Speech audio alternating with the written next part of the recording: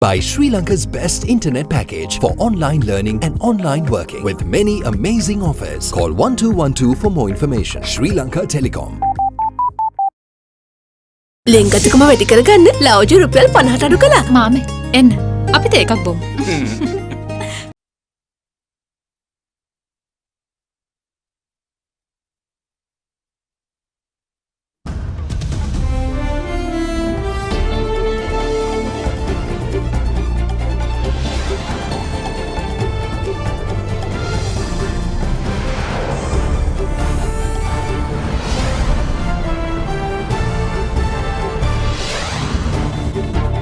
Tonight, open season. One more flight touches down bearing tourists at the Mattala Rajapaksa International Airport. Not so isolated. 121 COVID-19 cases detected in Dematagoda after 50 days of isolation, while DG Health says cremations will go ahead as planned. From waste to win.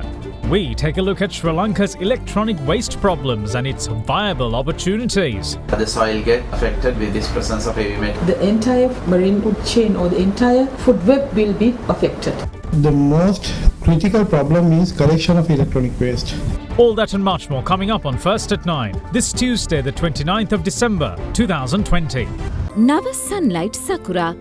Then dikukal pavathina sakura mal suandin. From AdaDerana, this is AdaDerana First at 9. Live from Studio 24 in Colombo.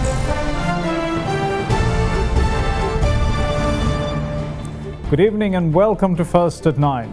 Now, the area of Dematagoda alone confirmed 121 coronavirus cases yesterday, even after being put under isolation for over 50 days. The detection heavily contributed to the Colombo's unwanted status as the worst hit district by the pandemic. Meanwhile, health authorities took steps to close 400 shops in 5 cities, including Gampola, after the shops were visited by an infected salesman. On a different note, with the debate on whether to permit burials of COVID-19 dead rages on, the Director General of Health Services reiterates that the Health Ministry's decision to cremate the victims of the virus still stands.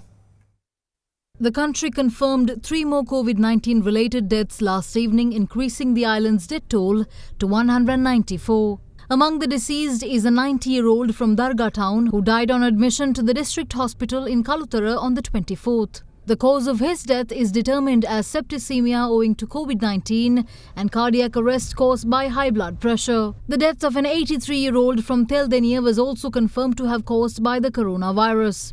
The kidney patient passed away yesterday due to COVID-19 pneumonia. The other COVID-19 death is of a 57-year-old from Kalutara South. She died on admission to the district hospital in Kalutara on the 22nd, and the immediate cause of her death was revealed to be septicemia and COVID pneumonia. Meanwhile, another COVID-19 related death of a 45-year-old kidney patient residing in Vellampitiya was confirmed today.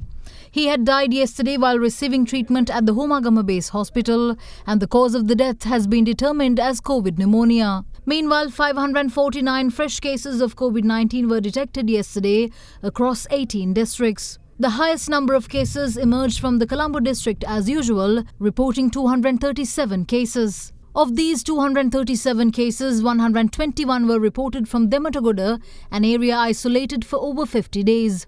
A considerable amount of cases have been identified from the areas of Kirulapana, Vellavatta, Maradana, Kolpiti and Bambalapitiya. In the meantime, the district of Gampaha records an uptick in the number of infections, confirming 124 yesterday. Among the infections are people detected from the areas of Mahara, Nigambo, Ekala, Gampaha, Jaila and Biagama. Among other cases, 44 were identified from Kandy, 39 from Kalutara, 20 from Kurunagala and 19 from Ampara. The remaining 47 includes cases from 12 other districts and foreign arrivals. Meanwhile, the officer in charge of the Beruwala police has contracted the coronavirus. His diagnosis was confirmed during a voluntary antigen test. Subsequently, his family members were subjected to antigen tests, during which his wife and the eldest son tested positive. In another incident, steps were taken to shut nearly 400 shops in the areas of Gampola, Valigalla, Gelioya, Kossinna and Peradeniya due to being visited by an infected salesman affiliated with a private trading company. 120 of these shops are located in the town of Gampola. To date, around 10,000 people leaving the Western Province have been subjected to rapid antigen tests and 61 of them have tested positive so far. බස්නාහිර පළාතෙන් පිටවන ස්ථාන 11කදී rapid antigen පරීක්ෂාව ඊයේ දිනෙත් සිදු කරනු ලැබුවා. මෙම පරීක්ෂාව ලබන ජනවාරි 5 වෙනිදා දක්වා ක්‍රියාත්මක කිරීමටයි දැනට තීරණය කර තිබෙන්නේ. පුද්ගලයන් 61 දෙනෙක් පමණ කොවිඩ් ආසාදිතින් බවට හඳුනාගෙන තිබෙනවා. එමෙන්ම ඔවුන්ගේ සමීප ආශ්‍රිතයින් හැටියට පුද්ගලයන් 315ක් පමණ හඳුනාගෙන තිබෙනවා. මෙම හඳුනාගත් 315 දෙනා නිරෝධායන ක්‍රියාවලින් සඳහා යොමු කර තිබෙනවා. සෞඛ්‍ය බලධාරීන් ආරක්ෂක අංශ පොලිසිය ඔබේ වාහනය නවතා රැපිඩ් ඇන්ටිජන් පරීක්ෂාවට භාජනය වෙන ලෙස දැන්වුවොත් විරෝධතාවයකින් තොරව ඒ සඳහා සහභාගී වන්න. The total number of COVID-19 infections reported in the country so far has exceeded 41,000, with the number currently standing at 42,056. The number of recoveries meanwhile increased to 33,925, with 704 patients being permitted to return to their daily lives today. This reduced the number of active cases to 7,937. ලෝකයේ තියෙන එන්නත් සියල්ලම අධ්‍යයනය කරමින් මේ වෙන විට කුමන එන්නතක් මෙව ලංකාවට සුදුසුද යන්න සියලුම වාර්තා සැකසමින් පවතිනවා. ඒ වගේම මේ සඳහා ලලිත් තීරතුංග මහතාගේ ප්‍රධානත්වයෙන් විශේෂ එන්නත් සඳහා වූ විශේෂ ජනාධිපති බලකායක් පිටවලා තියෙනවා. එතකොට ඒ මගිනුත් රාජ්‍යතාන්ත්‍රික මට්ටමින් මේ එන්නත ගෙන්වා ගැනීම සඳහා අවශ්‍ය කටයුතු දැන් කරමින් පවතිනවා. ඒ නිසා අපි බලාපොරොත්තු වෙනවා ජනවාරි මාසයේ හෝ නැත්නම් පෙබරවාරි මාසයේ වන විට අපිට මේ සඳහා කොයි එන්නතද අපි ගෙන්නන්නේ නැත්නම් කොමන ප්‍රමාණයක් අපි ලංකාවට ගේනවද කොයි වයස් කාණ්ඩවල අයටද මේ එන්නත අපි දෙන්න බලාපොරොත්තු වෙන්න කියන එක අපිට රටේ ජනතාවට කියන්න. In another development, a 36-year-old residing in the area of Danagama in Mavanalla had undergone a rapid antigen test at a private hospital in Kegol yesterday after developing a fever a week ago. His test results returned positive, following which he informed the area public health inspector. Upon instructions of the PHI, he had arrived at the Mavanalla Base Hospital in a van, but had not been admitted to the hospital immediately due to being contracted with the coronavirus. The infected person had died during the wait, and his body was then placed in a container at the hospital mortuary. The forensic pathologist and the coroner concluded that the body should be cremated, given that he tested positive during the rapid antigen test. With the deceased being of Islamic faith, his relatives objected to the decision and requested a PCR test. Accordingly, the PCR test today confirmed the infection, following which steps were taken to cremate the remains. සියලුම Covid positive මරණ ආදාහනය කරනවා කියන ඒ ස්ථීර තීරණය තමයි සෞඛ්‍ය අමාත්‍යාංශය තින්නේ. අපි මේ පිළිබඳව විශේෂඥ කමිටුවක් පත් කරලා තමයි මේ තීරණයට ගිය මාර්තු මාසෙ පැමිණියේ.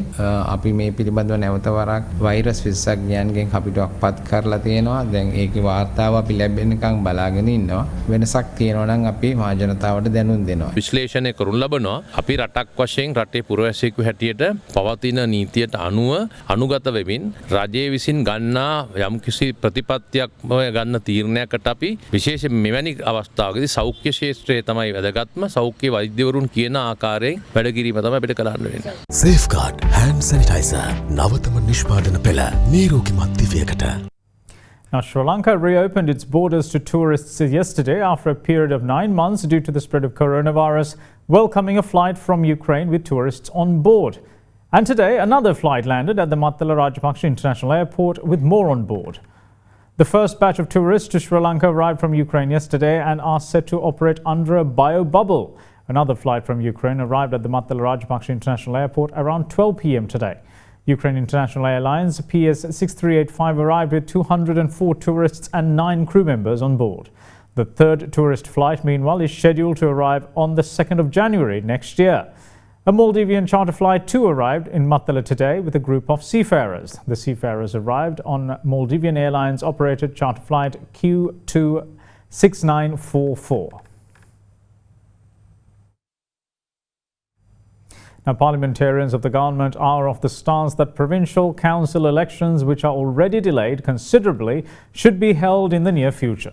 Speaking to media following a meeting with President Gotabaya Rajapaksa last evening, they emphasised the importance of holding the polls, pointing out various reasons.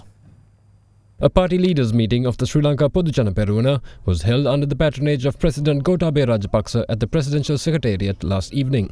ඔබතුමල්ලා ඇතුළු 38 දෙනෙක් සමගි ජන බලවේගයේ සමග එක්වෙන්න යනවායි කියලා ආරංචියක් තියෙනවා. සම්පූර්ණ බොරු කතාව. සමගි ජන බලවේගයත් එක්ක කිසිම එකතුවීමක් අපිට අවශ්‍යලා නැහැ. 38 දෙනෙක් අපේ පාර්ලිමේන්තුවෙත් නැහැ. පාර්ලිමේන්තුවේ 14 දෙනයි. අපිට කිසිම වුණාවක් නැහැ සමගි ජන බලවේගයේ නැවත බලයට ගෙන්න වැඩ කරන්න. ශ්‍රී ලංකා නිදහස් පක්ෂ විදිහට මේ සන්ධානයේ තාම ශක්තිමත් කොටස්කරුවෙකු විදිහට රැඳී ඉන්නවා. වික්තුන් වහන්සේලා දැඩි විරෝධයක් පළ කරනවා පළාත් සභා මැතිවරණය පැවැත්වීමට මේ ආණ්ඩුවක දරන උත්සාහය පිළිබඳව. පළාත් සභා මැතිවරණය තැබීම අත්‍යවශ්‍ය කාරණයක්. මොකද හේතුව පළාත් සභා ක්‍රමය ක්‍රියාත්මක කරනවද නැද්ද කියලා තීරණය කරන්න අපිට තනියම කරන්න පුළුවන් කාරණයක් නෙමෙයි. මොකද ඒක ඉන්දියාවත් එක්ක සාකච්ඡා කළ යුතු කාරණයක්. පළාත් සභා තියන්න ඕනේ කියන ස්ථාවරේ අපි ඉන්නේ. අපි හදාපු කට්ටිය නේ. විරෝධතාව හැමදාම තියෙන විරෝධතාවය ඉතින්. අපි අපේ ස්ථාවරේ ඉන්නවා. ඒ අන්තරේ ස්ථාවරේ ඉන්න. පළාත් සභා මැතිවරණය පිළිබඳව තියන්න ඕනේ කියලා තමයි ගොඩක් දෙනෙක් සාකච්ඡාවේදී කරුණු ඉදිරිපත් කරේ. කොවිඩ් වසංගතය පිළිබඳව බලලා සුසු පියවරක් පසුව ගන්න තීන්දුව කරා. කෙසේ වුණත් පළාත් සභා තියෙන පළාත් සභා නැති කරන්න බෑ. පළාත් සභා මැතිවරණය පවත්වන්න ඒක ප්‍රතිපත්තියකට අපි කරනවා. ස්වාමින් වහන්සේලා කියන පළාත් සභාවේ පාග. ස්වාමීන් වහන්සේලා පක්ෂ නායකයෝ නෙමෙයි. නේ. දැන් විරෝධතාවයක් ඇවිල්ලා තියෙනවා විශාල වශයෙන් රජයට විරුද්ධව ස්වාමින් වහන්සේලා දැන් ආදානයද භූම දානයද කියලා. නෑ නෑ මේ ලොකු එකක් නෑ. ආදානයද භූම දානයද කියලා හාමුදුරන්ට ඇති ආදිසියක් නෑ. අපිට කියන්නේ මේ රටේ සෞඛ්‍යයට වෛද්‍යවරු කියන්නේ මොකද්ද කියන එක. ඒක ගැනක අපි දැන් උන්වහන්සේලා කියන ඔබතුමාලාගේ ආණ්ඩුව පත් කරේ උන්වහන්සේලා දැන් උන්වහන්සේ කියන දේ අහන්නේ නැහැ කියලානේ. මාතේලා කියන දේ නෙවෙයි වෛද්‍යවරු කියන දේපයි අහන්න ඕකේද. Now, as more and more consumers vie for the latest electronic gadgets and their older devices become outdated, the world has been facing a big issue of proper disposal of e-waste. Global statistics on electronic waste are alarming, and in Sri Lanka too, the issue is a massive problem, mainly due to the lack of awareness of safe e-waste disposal methods. Today, we take a look, or closer look, I should say, at the issue and the solutions available. The sheer variety of electronic devices in use by people today is staggering. This is not necessarily a bad thing, given how much easier our lives have been made by high-tech devices. Further, the use of electrical and electronic devices is also a significant factor in global economic development. What is startling, however, is the sheer volume of new devices being produced and used each year. Current data shows that annually 2.5 million metric tons of new electronic devices are added into circulation throughout the world. However, what people aren't really thinking about while they shop for their latest modern device is what they're going to do with their old devices.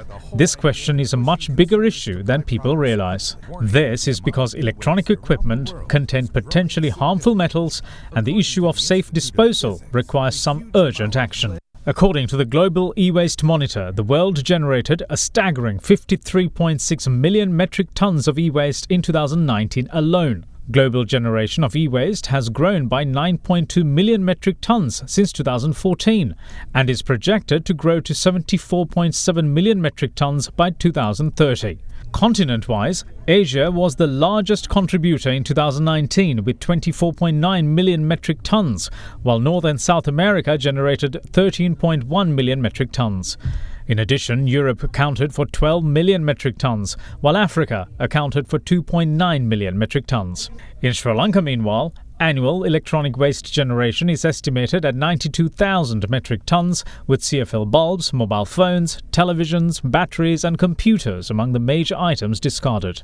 According to a report prepared by the Auditor General's Department in 2016, about 120,000 metric tons of electronic waste was forecasted to be generated by the end of this year. However, the Global E-Waste Monitor in 2020 says that Sri Lanka has generated approximately 138,000 metric tons of e-waste in 2019. This is evidence enough to prove that the problem is much bigger than we thought. What's more, the report also says that a substantial part of this waste is disposed with no proper management methodology.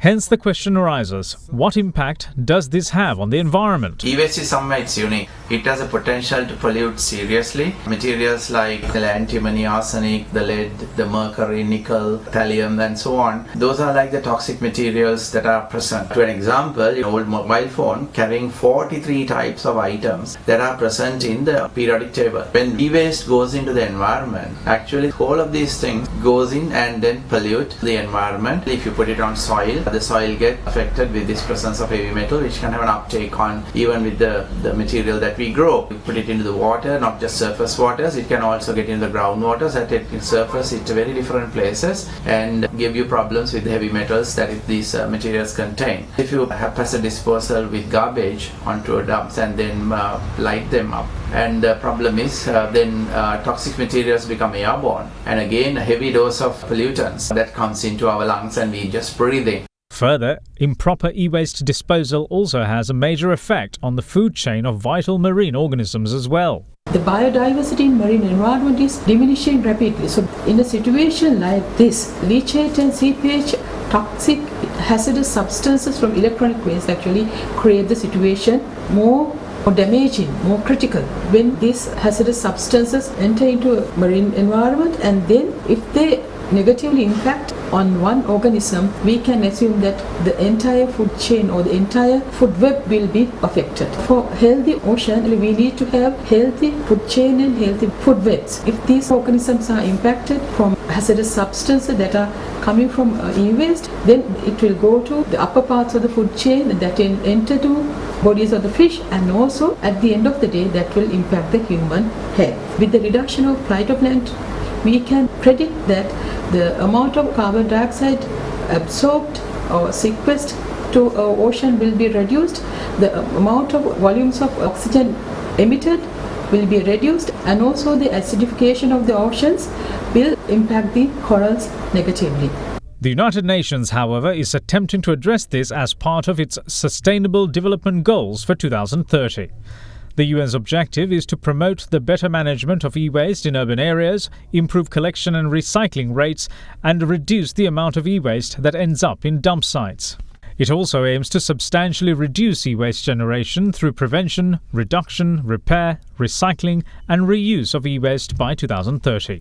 In a global context, Switzerland has recycled roughly 75% of its 134,000 metric tons of discarded material in 2015. In terms of digital e-waste, especially Switzerland's recycling rate in 2018 was as high as 95%.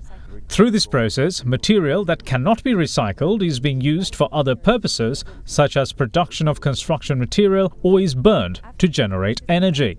So what solution does Sri Lanka have in tackling its e-waste problems? The island launched several programs recently to address e-waste, with one such program collecting waste at post offices within a designated week. What's more, the government, in collaboration with other stakeholder companies, have set up e-waste collection points island-wide. However, despite such efforts, the general public are still largely unaware of the existence of e-waste disposal mechanisms. We spoke to a licensed e-waste collector to get their perspective on the ground situation. The most critical problem is collection of electronic waste.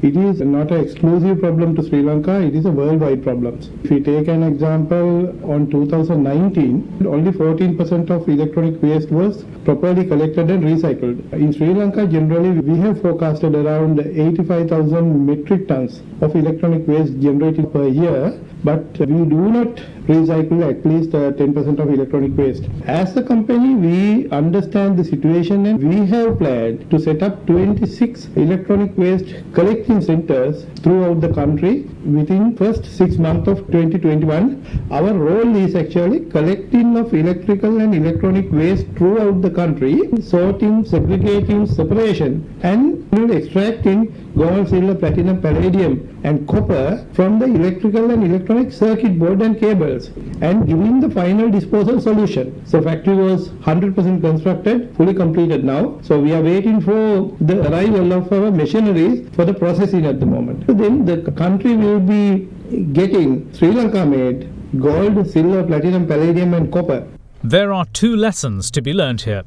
One is to be aware of the existing electronics disposal methods and to use them at every opportunity. The second is to think twice about whether we need a brand new electronic product and not give in to the fickle wants. And from the government side, crack down on irresponsible e-waste disposal is a welcome course of action. We'll see you shortly after this break. Bear with us.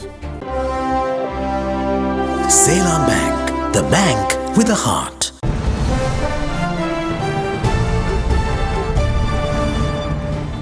Welcome back. You're watching First at 9. Now, AdaDerana recently contributed towards another humanitarian effort, with facilities for hand washing being installed at maternity clinics in the Western Province. AdaDerana and Rainco Private Limited recently launched a project to install hand-washing stations at maternity clinics within the Western Province in order to protect the expectant mothers from COVID-19. The equipment was handed over to AdaDerana recently by Rainco Private Limited. We are looking at donating these hand washing stations to all the maternity clinics across the country together with Derana and AdaDerana. And we are planning and hoping to continue this service as a social responsibility of our organization together with AdaDerana. Accordingly, these hand washing facilities were installed at relevant maternity clinics recently.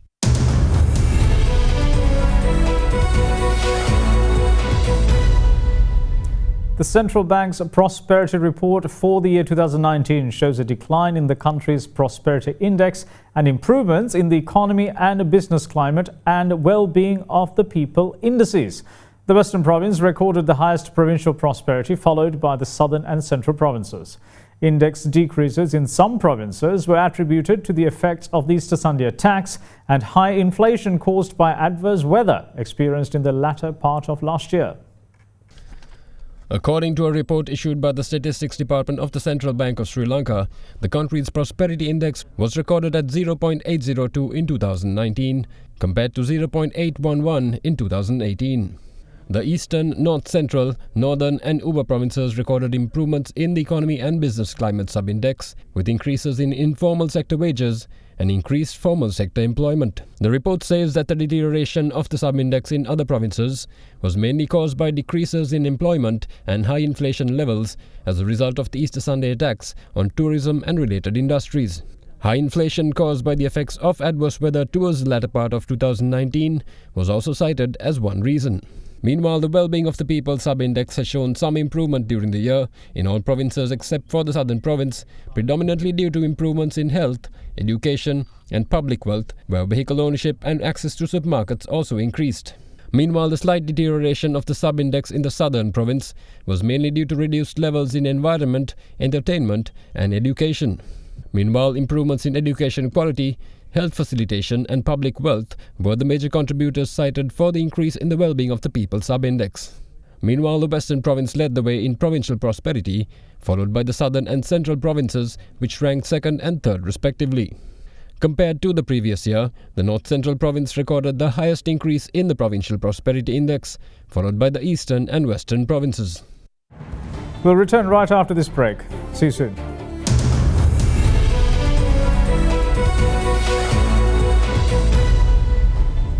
Welcome back. This is First at 9. Now, oil rose today as the United States moved towards expanding pandemic aid payments, potentially spurring fuel demand and stimulating economic growth, which pushed investors to take on more risk. Now, Brent crude was up 72 cents at $51.58 a barrel, while US West Texas Intermediate crude futures added 67 cents to $48.29 a barrel. In the meantime, OPEC and its allies are tapering record oil output cuts made this year to support the market. Further, the group is set to boost output by 500,000 barrels per day in January, and Russia supports another increase of the same amount in February. Russian Deputy Prime Minister Alexander Novak said yesterday that he expected that in 2021 there would be 5 million to 6 million barrels per day of additional oil demand, which has not fully recovered from the pandemic. I don't know about Mickey Arthur, but Ground Flower was a skillful batsman. And that's it from all of us here at First at 9. Thanks for watching. Bye-bye.